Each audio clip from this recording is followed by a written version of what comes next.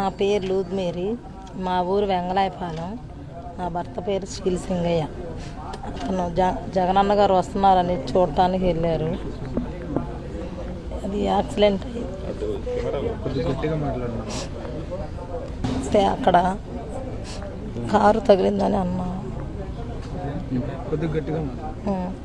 అయింది. మాకు మరి నేను కూడా జగనన్న గారిని చూడటానికి నల్లపాడు దగ్గరికి వెళ్ళాను.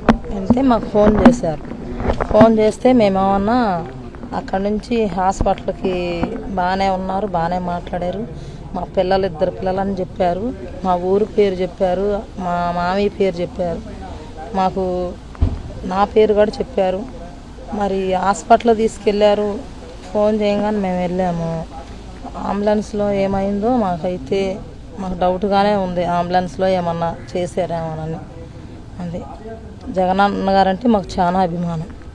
కానీ మమ్మల్ని ఎంతమందో వచ్చి ఇబ్బంది పెట్టినా కానీ మేము ఆయన గురించి మాకు అండగా ఉన్నారని జగనన్న గారు. మేము వాళ్ళకి ఏది కూడా మేము చెప్పలేదు వాళ్ళకి. ఎందుకంటే మాకు సాయం చేసే నాయకుడు, మా అభిమానం ఉన్న నాయకుడు ఆయన. ఏమని చెప్పారమ్మా మీ దగ్గరికి వచ్చి? ఏమని చెప్పారు? పోలీసులు వచ్చారు, వీడియోనే చూపించారు మాకు వాళ్ళు. మరి లోకేష్ గారు పంపించారు, మేము కూడా మీ అసీలమే అని చెప్పారు, మీ కులస్థలమే అన్నారు. వాళ్ళు వచ్చేలేకే నాకు అసలు భయం వేసి మేమైతే ఏం చెప్పలేదు. తర్వాత లోకేష్ గారు పంపించారు అని చెప్పారు మాకు. మమ్మల్ని ఎంత ఇబ్బంది చేసి ఎంత మాట్లాడాలన్నా కానీ మేమైతే ఏమీ మాట్లాడలేదు. లోకేష్ గారు వాళ్ళే చాలామంది 50 మంది దాకా మా ఇంటికి వచ్చారు. చెప్పేశారు వాళ్ళు, మేము లోకేష్ గారు పంపించారండి మమ్మల్ని అన్నారు. ఆ మాట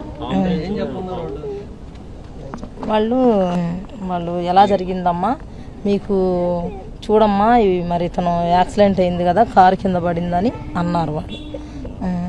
ఆ మాటే చెప్పారు వాళ్ళు. కానీ మేము నమ్మలేదు. అది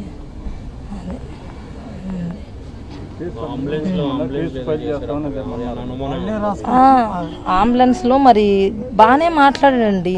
ఇన్ని మాట్లాడిన ఆయన మరి చిన్న దెబ్బలే తగిలింది చేతికి. ఇక్కడ తప్పనిచ్చి ఎక్కడా దెబ్బ తగలలేదు. మరి ఎక్కడా దెబ్బ తగలినప్పుడు అతను ఎందుకు చనిపోతాడు? చనిపోయే అవకాశం కూడా లేదు ఉంది. మరి ఒక్కరావు దెబ్బకే చనిపోడు, ఏదో అంబులెన్స్లో జరిగిందనే మాకు అనుమానం. మరి జగనన్న గారు మా పార్టీ వాళ్ళు వచ్చి మిమ్మల్ని మేము తీసుకెళ్తాం, మా అతన్ని మా పార్టీ నాయకుడిని మేము తీసుకెళ్తాం మా ఆటోలో అన్నా కానీ వాళ్ళు అసలు ఒప్పుకోలేదంట. అంబులెన్స్ రావాలి, దానిలోనే ఎక్కించుకుంటాము అని చెప్పారు. మరి ఈలోపు ఆలస్యం అయ్యేలేకి ఇదయిందో మరి ఎట్లన్నా కానీ అంబులెన్స్లోనే ఇదయిందండి.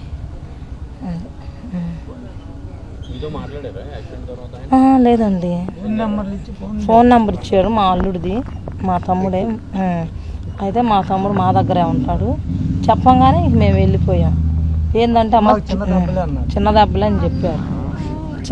అని చెప్పారు, చెప్తే మాట్లాడలేదండి. ఆయనతో మాట్లాడాలి. ఆయన ఎవరితోనో ఎవరో ఫోన్ చేసి చెప్పారు. ఇప్పుడు కలిస్తే ఆయన మాకు కుటుంబానికి అండగా ఉంటామమ్మా. పిల్లల చదువులకు బాధ్యత.